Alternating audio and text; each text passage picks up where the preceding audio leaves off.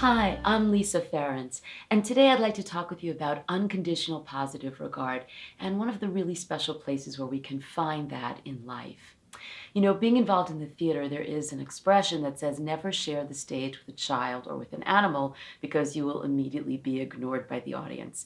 But today I am delighted to share with you my pet, Lucy, and to talk a little bit about the amazing experience of unconditional positive regard that we can have with our pets.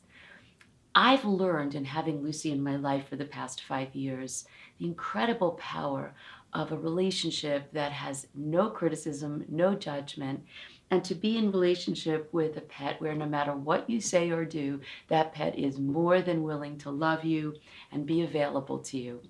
And I think about this in regards to my clients who've struggled in terms of not having grown up with secure attachment. And as a byproduct of that, it's understandable that they become very reticent about being in intimate relationships because obviously they are concerned about rejection or belittlement or somehow not getting their needs met. And so what I've learned to do is to encourage a lot of my clients who've been traumatized to think about forging a relationship with a pet. Now, you can start by just inviting your clients to visit a shelter, to volunteer, to just spend a few hours a week with a cat, with a dog, even with smaller animals, and to begin to experience the absolute delight that comes from that immediate acceptance that we experience when we spend time with an animal. If that's something that your client is open to and they tap into the joy of that, they may actually begin to move in the direction of contemplating buying a pet and bringing that animal into their home. And when that happens, there's this amazing reparative experience of unconditional attachment and love. And I've noticed that for some of my clients, this can actually be the first step towards resolving some of the earlier trust versus mistrust issues.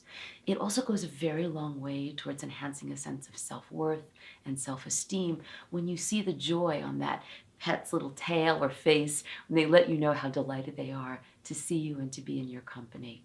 So as therapists, I want to encourage you to consider the possibility of talking with your clients about bringing an animal into their life and into their home, and to let them begin to experience that feeling of being cared about, and also to have the experience of caring for another being, which can also translate into greater intimacy down the road in their personal relationships. Right, Lucy? She agrees.